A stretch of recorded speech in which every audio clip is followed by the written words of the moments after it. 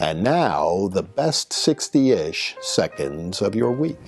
And the Democrats' convention is mercifully over. But in fairness, these shows, and that's all they are, both parties. We haven't had a real contested nominating convention in this country in almost a half a century. So they're highly produced, well-packaged television productions, and this week we saw the Democrats' version.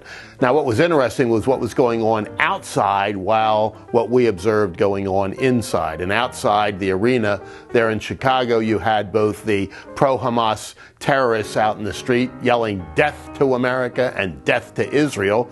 Joe Biden says, quote unquote, they have a point. Think about that.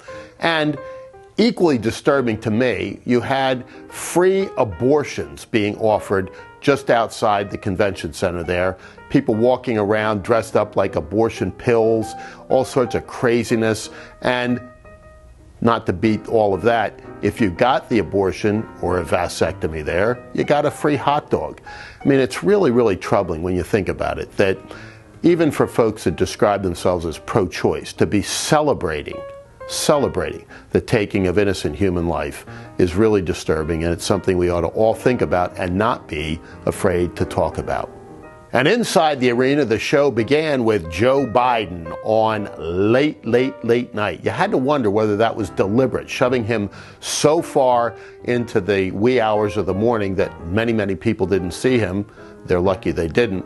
But you got Joe Biden speaking on Monday night, the spot normally reserved for low-level party officials, and then they were able to get him out of the way, out of sight, and to their judgment, hopefully out of mind.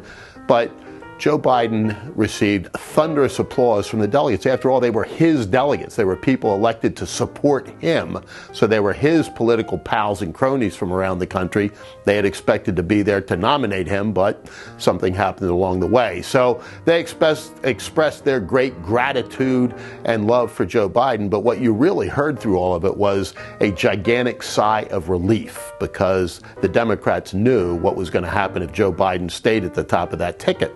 And what's equally fascinating about that is, to listen to the rest of the convention, you'd think that Donald Trump had been in charge the last 3.5 years. They were excoriating what was going on. The border isn't secure. Inflation is out of control. We have a mess internationally, particularly in the Middle East, that we need to clean up. Well, who's been in charge, Kamala and Tim? Who has been in charge?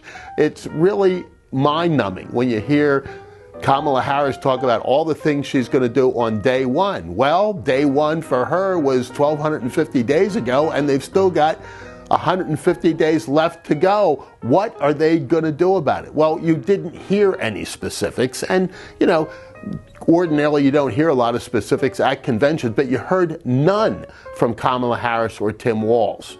Instead, what you got was a redo of the bios in flowery language, with people coming on stage to tell everybody how wonderful Kamala Harris and Tim Walz are. Tim Walz, though, when he finally got a chance to speak, delivered a somewhat bizarre speech.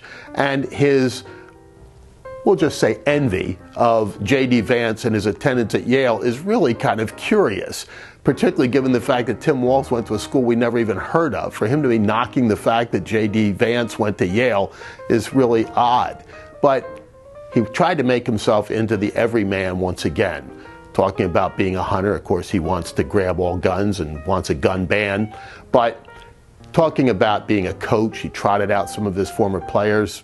I was a coach once upon a time. I've never trotted out my former players at any political event. But he talked again about being a high school coach, and folks need to do a little research on why he quit teaching high school. There's the question for the day. But Kamala Harris tried to rebrand herself again and again and again as well. She was the border czar, and we know what a disaster the southern border has been under the Biden-Harris administration, with more than 10 million illegal aliens traipsing across the border under their watch. So now she says, I was a border state prosecutor. That sounds really good. So I had to think about what that might actually mean, because when she was district attorney of San Francisco, she was farther from the Mexican border than I am from the Canadian border right now, more than 550 miles away. Then she became attorney general. And you have to ask, what purview does the Attorney General of California have over illegal immigration? And the answer is none. So what are these prosecutions that she made for illegal border crossings? I defy anybody to name one. And because the Democrats, Kamala Harris in particular, have offered no specifics yet, recent poll said that more than 1/3 of the American people have no idea where she stands on anything. But we did get a little glimpse this week of her economic policies, and they are the far, far left. 3 quick items.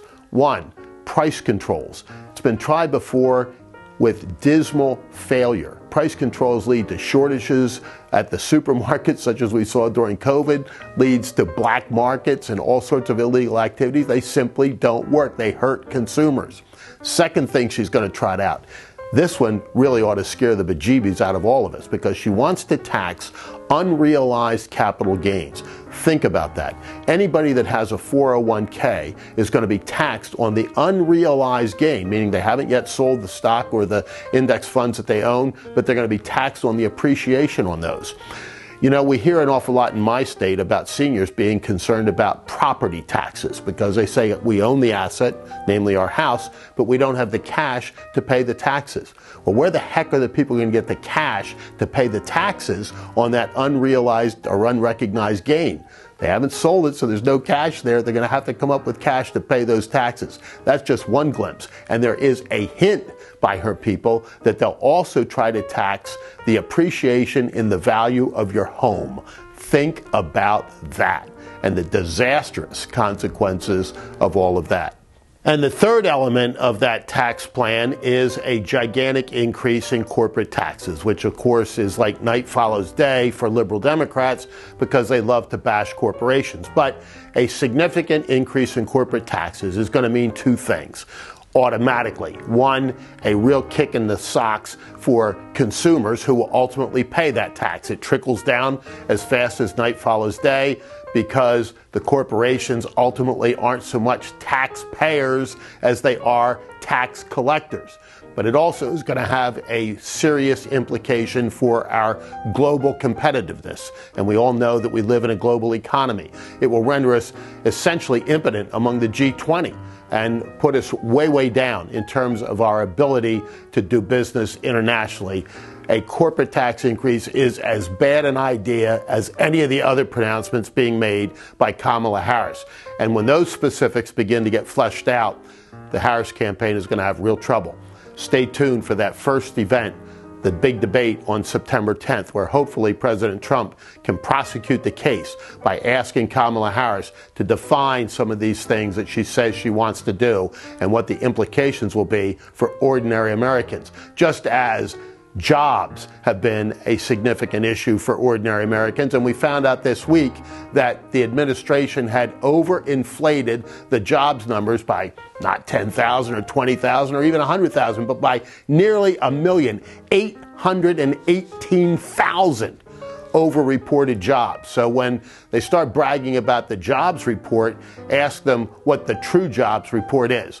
And finally, as we're taping this, we haven't yet heard what Robert F. Kennedy Jr. is going to do, but there has been serious talk about him dropping out of the race and endorsing Donald Trump. Now, one of the reasons that he's considering dropping out of the race is that the Democrats have, in effect, forced him out with all the court actions that they've taken against him in state after state, trying to knock him off the ballot. You know, the folks that tell us that democracy is at the core of what we are and we're here to defend democracy against those evil Republicans and Donald Trump, they've been trying this all along. They weaponized the Justice Department. They tried to knock Donald Trump off the ballot using their state secretaries of state.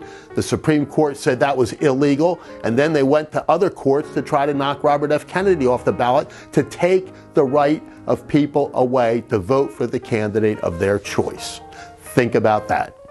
And finally, we often pay tribute to notable people who have passed during the past week. And this week, I want to just take 1 second to mention somebody that isn't in the headlines every day, never has been, but is one of the people that God was kind to put on this earth, one of his greatest creations. My friend Roger Allen Jones, who was a buddy of mine since we were this high, died this past week very sadly and very tragically.